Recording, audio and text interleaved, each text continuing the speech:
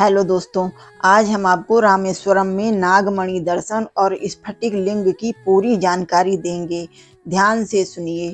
भारत की पवित्र धरती पर कई ऐसे स्थान हैं जो आध्यात्मिक और पौराणिक महत्व से जुड़े हुए हैं।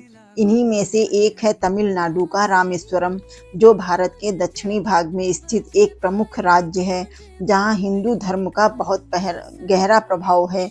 यहाँ की लगभग 88% जनसंख्या हिंदू धर्म को मानती है और यह राज्य भारतीय हिंदू धर्म की सांस्कृतिक और धार्मिक धरोहर का महत्वपूर्ण हिस्सा है। यहाँ एक अनोखी घटना घटी थी जो नागमणि दर्शन के नाम से प्रसिद्ध है।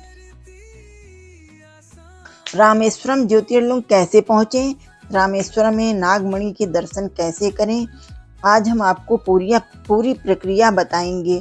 तो रामेश्वरम का क्या महत्व है, रामेश्वरम ज्योतिर्लिंग कैसे पहुंचें और रामेश्वर नागमणि के दर्शन कैसे करें, उसका टाइमिंग क्या है, उसकी टिकट कैसे मिलती है और ड्रेस कोड क्या है, हम सारी जानकारी आपको देने वाले हैं। दोस्तों, बहुत ही महत्वपूर्ण वीडियो, पूरा लास्ट तक देखें, सब्सक्राइब करें, कमेंट करें और पूरे अंत तक वीडियो देखें, नहीं तो आपकी आधी अधूरी जानकारी मिलेगी।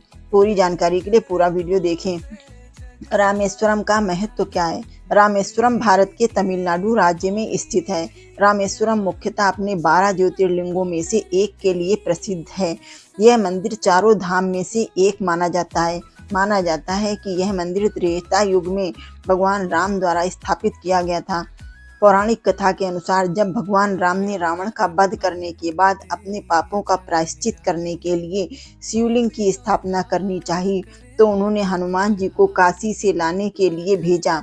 लेकिन हनुमान जी के लौटने में देरी होने पर माता सीता ने समुद्र तट पर रेत से एक शिवलिंग का निर्माण किया, जिसे रामलिंगम कहा जाता है। प्रत्येक वर्ष यहाँ लाखों श्रद्धालु पधारते हैं और अपने आराध्य देव श्री रामनाथ स्वामी के दर्शन का पुण्य लाभ प्राप्त करते हैं। हालांकि रामेश्वर मंदिर सिर्फ अपने ज्योतिर्लिंग और धाम के लिए ही प्रसिद्ध नहीं है, बल्कि यहीं पर भगवान राम ने अपनी सेना के साथ समुद्र पर सेतु का निर्माण कर लंका तक पहुंचने का मार्ग बनाया था। इसे राम सेतु या ब्रिज के नाम से भी जाना जाता है। रामेश्वरम ज्योतिर्लिंग कैसे पहुंचे, ट्रेन और हवाई मार्ग जानकारी। यदि आप रामेश्वरम ज्योतिर्लिंग का दर्शन का मन बना रहे हैं, तो सबसे पहले यह जानना आवश्यक है कि वहां कैसे पहुंचा जाए।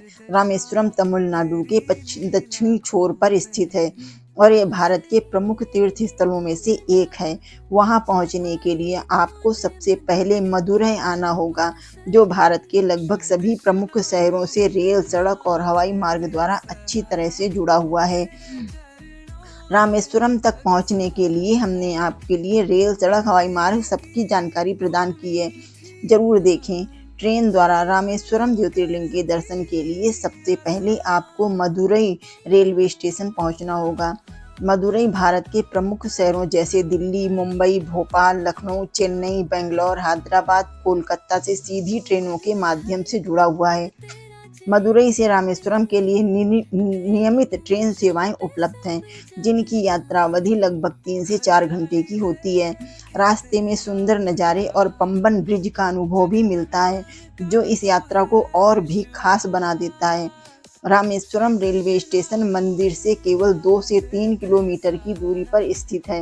रेलवे स्टेशन पहुंचने के बाद आप ऑटो, टैक्सी या ई रिक्शा की मदद से मंदिर तक आसानी से पहुंच सकते हैं।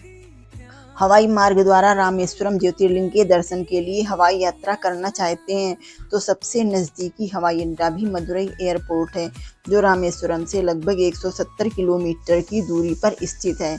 मदुरै एयरपोर्ट भारत के प्रमुख शहरों जैसे दिल्ली, मुंबई, चेन्नई, बेंगलोर, हैदराबाद से अच्छी तरह से जुड़ा हुआ है।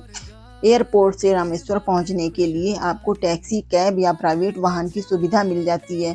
यात्रा में लगभग 3.5 से 4 घंटे का समय लगता है।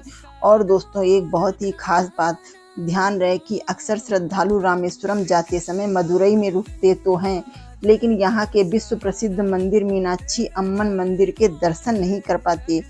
यदि आपके पास थोड़ा भी समय हो तो इस भव्य और अद्भुत मंदिर के दर्शन अवश्य करें। यह मंदिर भगवान शिव की पत्नी देवी पार्वती को समर्पित है, जिन्हें यहाँ मीनाक्षी के नाम से पूजा जाता है। मीनाक्षी अम्मन मंदिर न सिर्फ दक्षिण भारत की धार्मिक धरोहर है, बल्कि अपनी कला, वास्तुकला और दिव्यता के कारण दुनिया भर में प्रसिद्ध है। रामेश्वरम नागमणि स्फटिक लिंग के दर्शन की अद्भुत कहानी जो सुनकर आप हैरान हो जाएंगे। रामेश्वरम की नागमणि केवल एक धार्मिक वस्तु नहीं, बल्कि एक अद्भुत कहानी और अनुभव का प्रतीक है। यहाँ आने वाले भक्त इस मणि के माध्यम से न केवल अपने आध्यात्मिक जीवन को समृद्ध करते हैं, बल्कि अपनी इच्छाओं की पूर्ति भी करते हैं। मणि का महत्व। मणि या नागमणि का खासकर हिंदू धर्म में विशेष महत्व है। इसे एक चमकदार और दिव्य वस्तु माना जाता है, जो कि यह सिर्फ नागों के पास पाई जाती है। कुछ लोग इसे पाने के लिए कई तंत्र मंत्र टोटके करते रहते हैं, लेकिन इसे पाना तो दूर, देखना भी बेहद दुर्लभ है। लेकिन रामेश्वरम मंदिर में इसे आप एक निश्चित समय पर देख सकते हैं। कहा जाता है कि यह वही मणि है जो भगवान विष्णु के शेषनाग की मणि रहती है। ऐसा भी कहा जाता है, एक बार रामेश्वरम के समुद्र तट पर एक विशाल नाग सर्प दिखाई दिया। स्थानीय मछुआरों ने देखा, उसके फन पर एक चमकदार मणि थी, जिससे दिव्य प्रकाश निकल रहा था। यह नागमणि थी, जिसे नागों का राजा शेषनाग का आशीर्वाद माना जाता है। रामेश्वरम मणि दर्शन की टाइमिंग और बुकिंग जो सबसे इम्पोर्टेंट चीज़ है। अगर आपने नागमणि के दर्शन का मन बना ही लिया है, तो हम इसकी आपको पूरी प्रक्रिया बताएंगे। नागमणि के दर्शन के लिए आपको रामेश्वरम मंदिर के भीतर ही जाना होगा। ध्यान दें, नागमणि दर्शन का समय केवल 1 घंटा है, जो सुबह 5 बजे से 6 बजे तक ही होता है। इसलिए बेहतर यही होगा कि आप सुबह 4 बजे पहुंचकर मंदिर में प्रवेश के लिए लगने वाली कतार में खड़े हो जाएं और अपना टिकट ले लें। इसे बुक करने के लिए कोई ऑनलाइन बुकिंग सुविधा अभी उपलब्ध नहीं है, इसलिए किसी भी वेबसाइट या धोखाधड़ी से सावधान रहें और जहां आप जाएंगे वहीं आपको सुबह की टिकट मिलती है, वहां से ही टिकट लेके आप दर्शन करें। रामेश्वरम मणि दर्शन के टिकट मूल्य। रामेश्वरम मणि दर्शन के टिकट 2 प्रकार के हैं। एक टिकट की कीमत 50 रुपए है, दूसरे टिकट की कीमत 200 रुपए है। हालांकि दोनों ही टिकट से आपको नागमणि के दर्शन आसानी से हो जाते हैं। 200 रुपए वाले टिकट में दर्शन थोड़ा नज़दीक से होते हैं। ध्यान रहे, यह सेवा पूर्णतः सशुल्क है। नागमणि दर्शन के लिए कोई भी मुफ्त की टिकट नहीं है। लोगों से सावधान रहें, जो लोग ठगते हैं उन लोगों से सावधान रहें। रामेश्वरम मणि दर्शन हेतु ड्रेस कोड। रामेश्वरम केवल एक मंदिर ही नहीं, बल्कि एक धाम भी है, इसलिए ध्यान रहे कि यहाँ पर प्रवेश करते समय आप उचित कपड़े पहने। पुरुषों को लुंगी, कुर्ता, पजामा, जीन्स यहाँ पर अनुमति है, लेकिन किसी भी प्रकार के शॉर्ट्स, लोअर, कैप्री आदि पहनने से बचें। वहीं महिलाओं के लिए साड़ी या कुर्ता पहन सकती हैं। जीन्स या शर्ट को पूरी तरह अवॉइड करें। जय श्री राम। दोस्तों, अगर आपको हमारा ये वीडियो अच्छा लगा हो तो सब्सक्राइब करें, कमेंट बॉक्स में कमेंट लिखें, शेयर करें। भगवान शिव की कृपा आप पर सदैव बनी रहे। हर हर महादेव। ओम नमः शिवाय।